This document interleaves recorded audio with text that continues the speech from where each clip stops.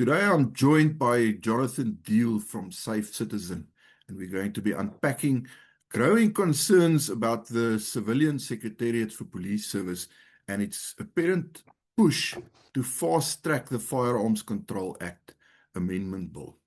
There are some very serious questions being raised, not only about the content of this bill, but about the actual process and proper procedures, whether those are being followed.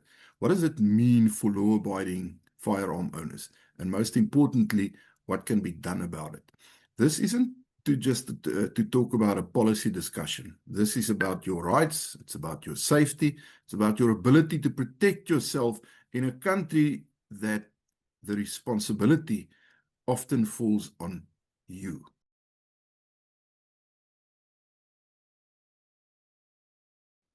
Hello, Jonathan. Welcome back to the channel. Thank you very much, Rian.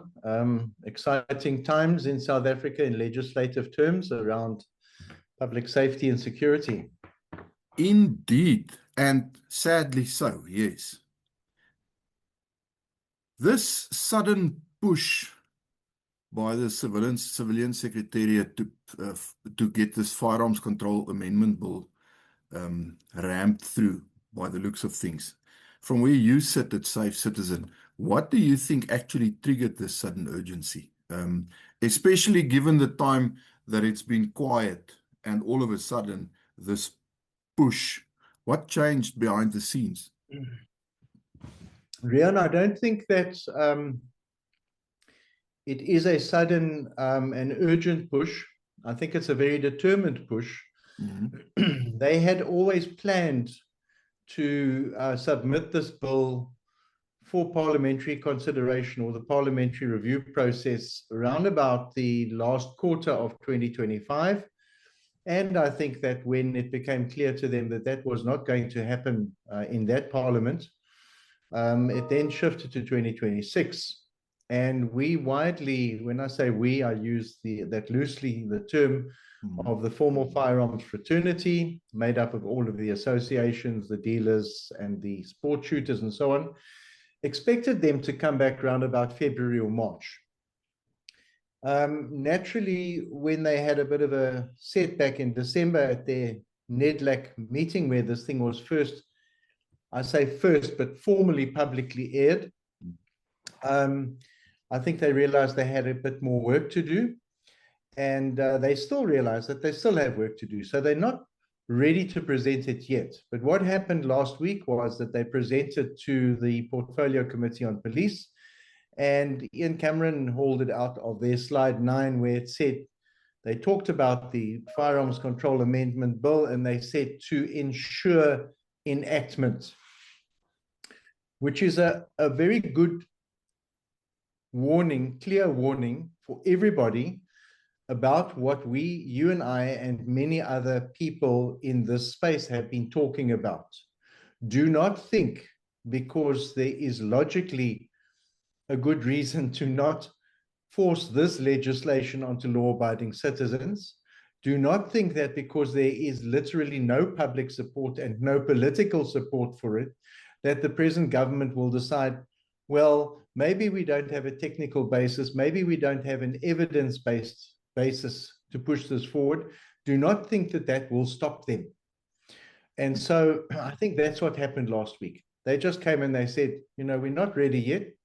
We're not ready for the show and tell yet, but when we are going to ensure enactment according to them. And that is what Honorable Ian Cameron called them out about last week. Okay. There are very serious and growing concerns about the CSPS, the Civilian Secretariat for Police Services, that they may be bypassing or potentially even ignoring its own required processes to push this through. So from a legal and a procedural standpoint, are they stepping outside their mandate? And if so, how serious is that in terms of constitutional compliance? I think that I'd like to just sketch for you the relationship that I've had with the Secretariat over the last 6 years. Mm-hmm. Safe Citizen at one point had a memorandum of understanding with the Secretariat. where we agreed to cooperate on issues of public safety and security. And it was my experience that although I had really very solid interaction with the person in the Secretariat who was responsible for the sector that would dovetail with Safe Citizen, I'm not going to use names at the moment, was really good interaction and solid interaction. The two of us, when we tried to advance the things that we had worked on, we hit a glass ceiling. So it became very clear to me that there was an attitude of, we will be seen to cooperate with civil society, but in effect, we are not really concerned with that cooperation. And in fact, we don't want that cooperation to be very good unless that cooperation happens to dovetail with the ideological objectives of our bosses, the ruling party. So it's not the first time that I have revisited the mandate, which is the legal purpose and the authority of the Civilian Secretariat. And as I just read through some of the things that I've hauled out of my research, not really research, but just note-taking again, it will, I think, amaze you when you start recognizing the complete disparity between what we are seeing as the public, as civilians from the Civilian Secretariat, and what we are actually supposed to experience. So the mandate, the legal purpose and authority of the Secretariat, the core mandate is twofold: to exercise civilian oversight over the police and to provide policy and strategic support to the Minister of Police. This authority is derived from Section 208 of the Constitution of our country and from the Civilian Secretariat for Police Service Act 2011. There's some key functional elements of the mandate. I'm only going to haul one of them out. Promote community participation in safety. I want to ask you, just on one aspect, if you brief a trade and industry organization like NEDLAC to discuss the formulation of legislation that will affect public safety and security, and NEDLAC discusses it with their partners, Business Unity South Africa, and they invite some organizations to their echo chamber that will suit their narrative, that they can hear praise about what they're doing, and they leave out any dissenting voices, in other words, the community. How is that promoting community participation in safety? So they are in breach of a key functional element of their mandate, number one. The official mission of the Secretariat, and I know, guys, for your viewers, this might be a bit boring, but stick with me because, and with Riaan, because the content is very important. One needs to understand the grounding of this stuff.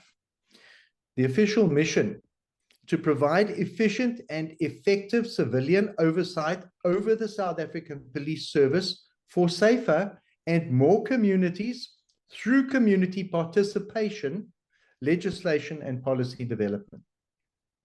That legislation and policy development is not mandated to be legislation and policy development that will make South Africans less safe. They are supposed to provide safer and more secure communities. So they're making a mockery of their own constitutional mandate. This is not unusual, Riaan. In any of the government departments in this country, you will find government departments that are involved in an oversight of health and safety on farms, various other laws and regulations, where they appear to be doing everything they can to complicate the lives of the people who are subject to those regulations and laws, like with the security industry, for instance.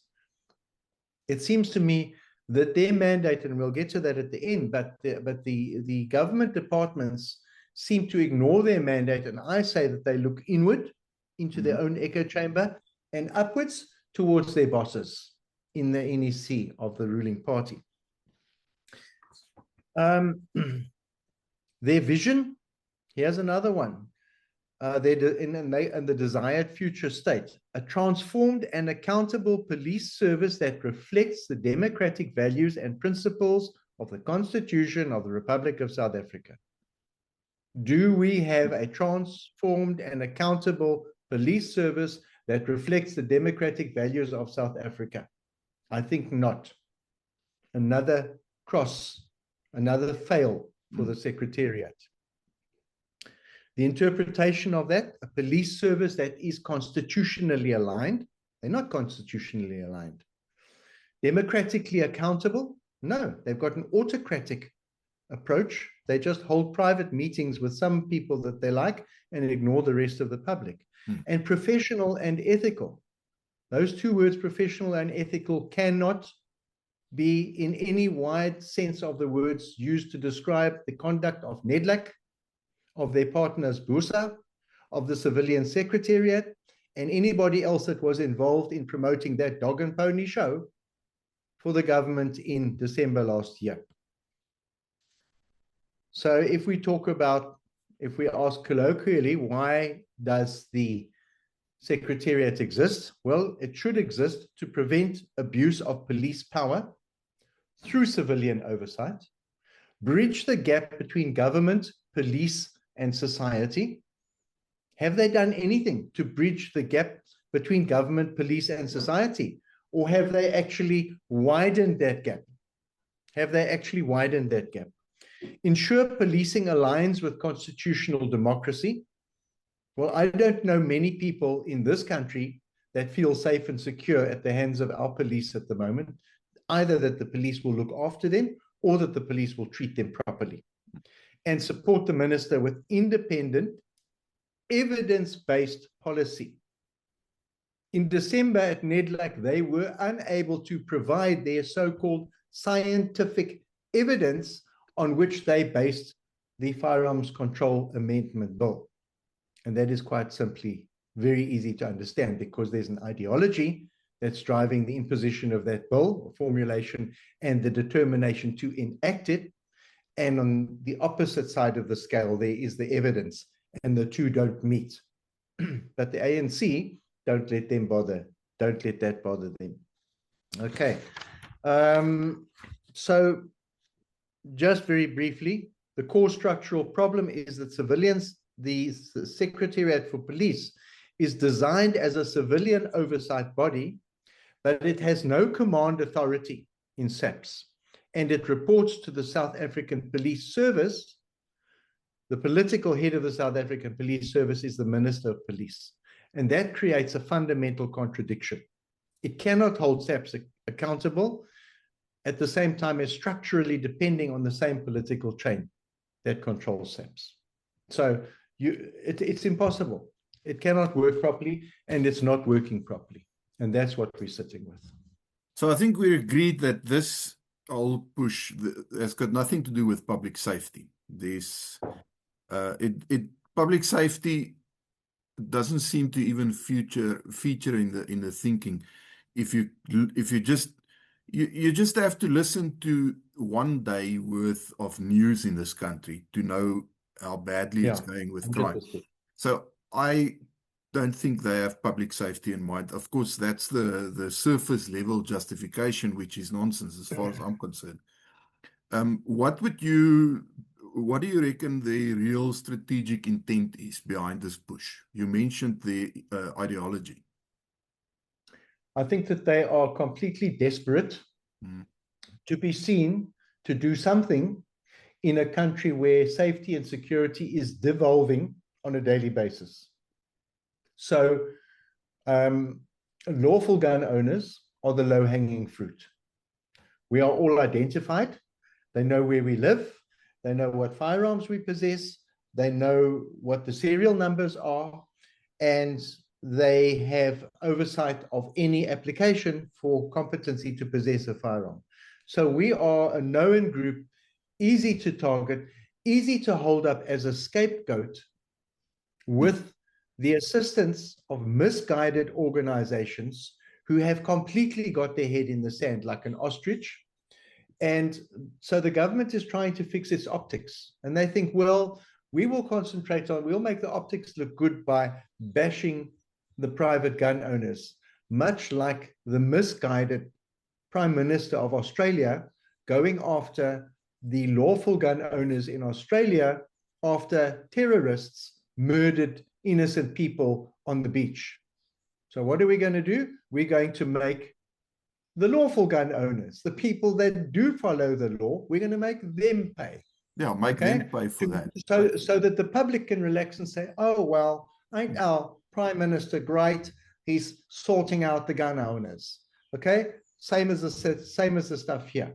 So accept that the public in South Africa are starting to wake up, and they are starting to understand that they're dealing with a government that is not focused on them, not on their economy, not on their jobs, not on their employment prospects, and certainly not on their safety and security, and not on any services that they need either in general.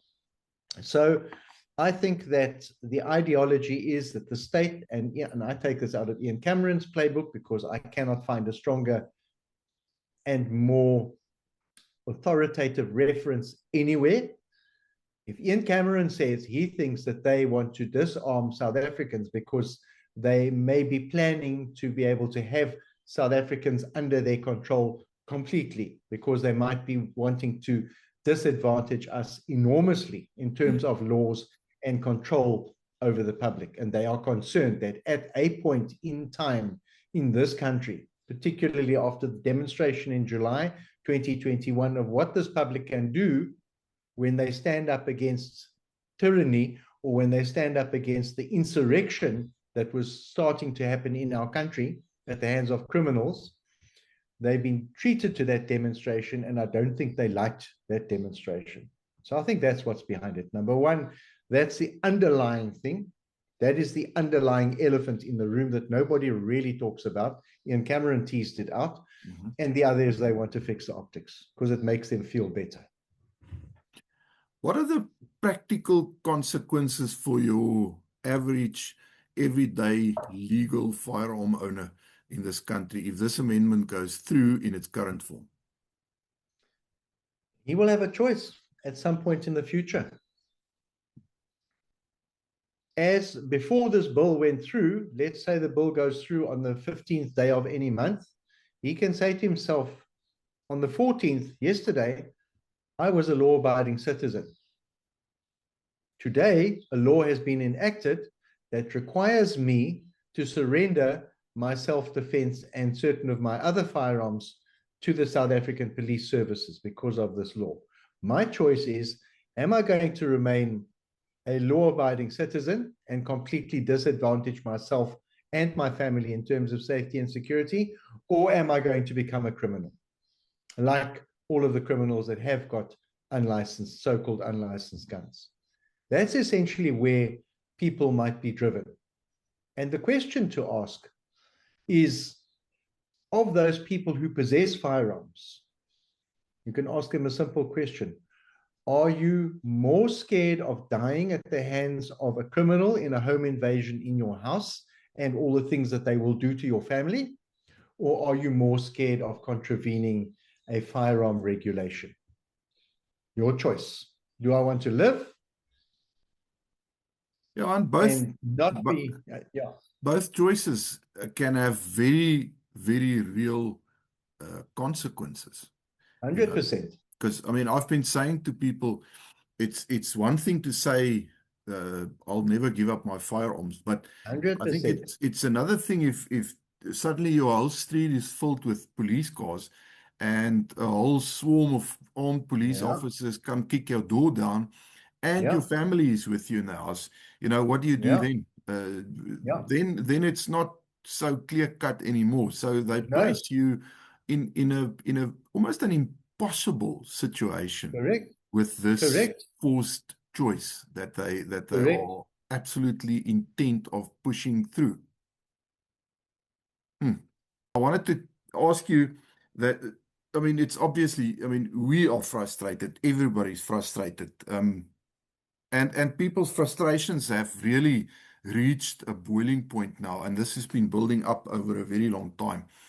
And people feel powerless in the face of something like this, which is literally, it boils down to an onslaught by the government on its own citizens, as far as I'm concerned. So, from your perspective as Safe Citizen, what do you think are the most effective actions that citizens can take right now?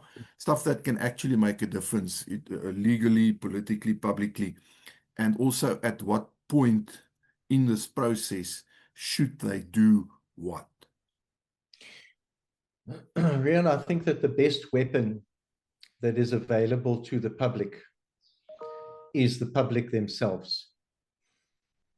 And we have been singing this song for a while now, and we're not the only ones that do it. When I say we, I'm talking about you and I as well.